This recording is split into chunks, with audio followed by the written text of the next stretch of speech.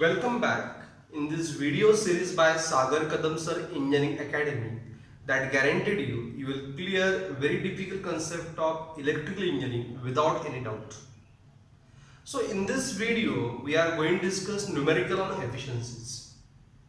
As different electric devices we used, water heaters, electric furnace, motors.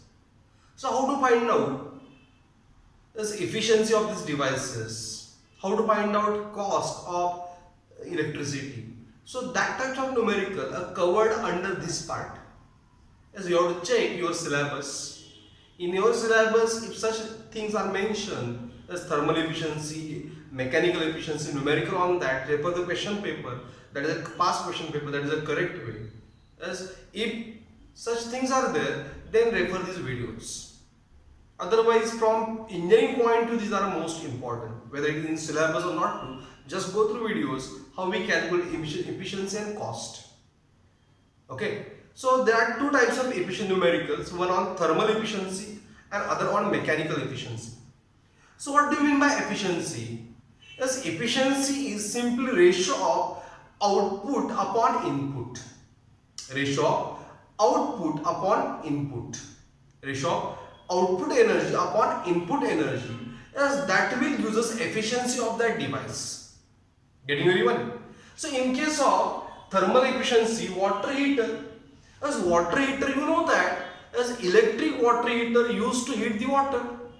So input for that electric water heater is electrical energy. Therefore we have this as an input energy, electrical energy, whose formula already derived under electric work, power and energy. It is a P into T. It is a expression for electrical energy, which is input for all electric devices. It is input electrical energy. And output, as output means as water is heated from initial temperature to final temperature. So how much heat utilized to change the temperature of water is called specific heat. And that is given by a specific M as T2 minus T1. Okay, so this will use how much heat utilized. This expression will use how much heat utilized to change temperature of water from T1 to what? T2. Understood? So this is the output energy. Heat energy utilized to change temperature of water, and therefore you have to remember not this much as formula. M as T2 minus T1 divided by P into T, where M mass of water must in kg, as specific heat of water which is given, T1 initial temperature, T2 final temperature, P power, and T time in second, power in watt and time in second, don't forget. As electric furnace, in electric furnace what happens? We melt the metal. So two things happen, as melting of metal as well as change in temperature up to melting point.